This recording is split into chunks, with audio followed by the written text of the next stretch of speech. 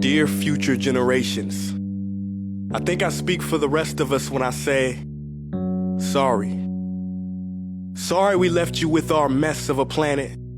Sorry that we were too caught up in our own doings to do something. Sorry we listened to people who made excuses to do nothing.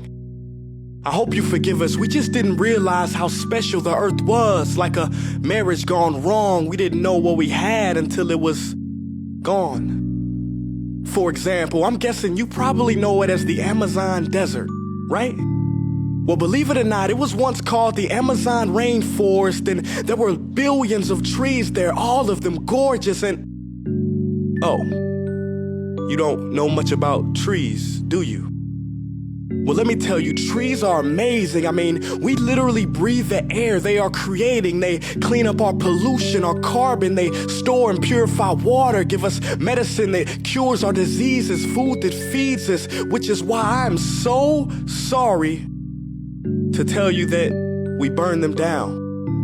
Cut them down with brutal machines, horrific, at a rate of 40 football fields every minute. That's 50% of all the trees in the world gone in the last 100 years. Why?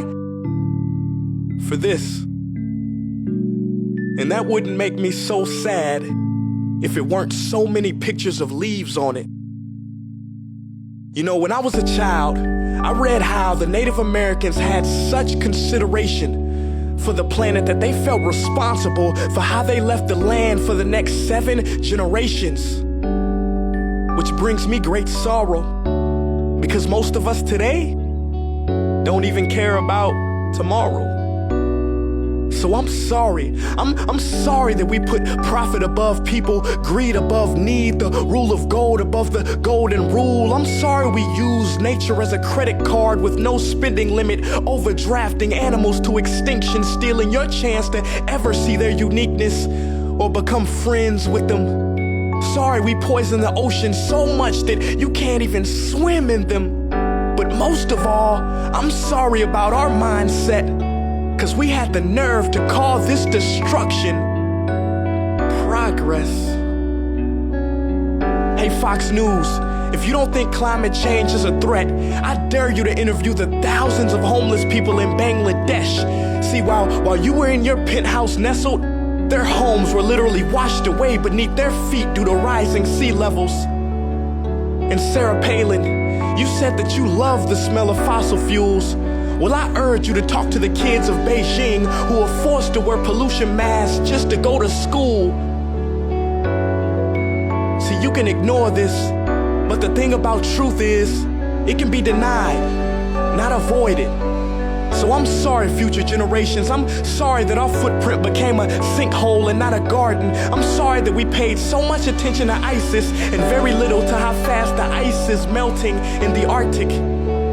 I'm sorry we doomed you, and I'm sorry we couldn't find another planet in time to move to. You know what? Cut the beat. I'm not sorry. This future, I do not accept it, because an error does not become a mistake until you refuse to correct it. We can redirect this. How? Let me suggest that if a farmer sees a tree that is unhealthy, they don't look at the branches to diagnose it, they look at the root.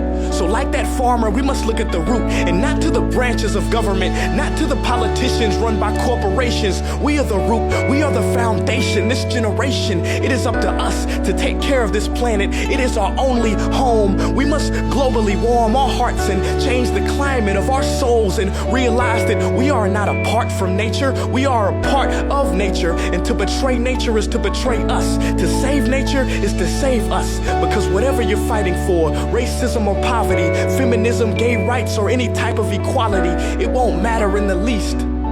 Because if we don't all work together to save the environment, we will be equally extinct. Sorry.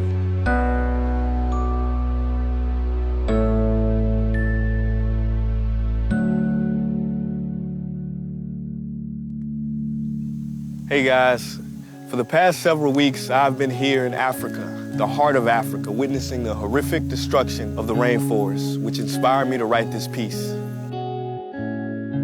Why are forests being destroyed at such an enormous rate? For this. Today we live in a world where destroying trees makes you money. So what can we, normal people, do about it?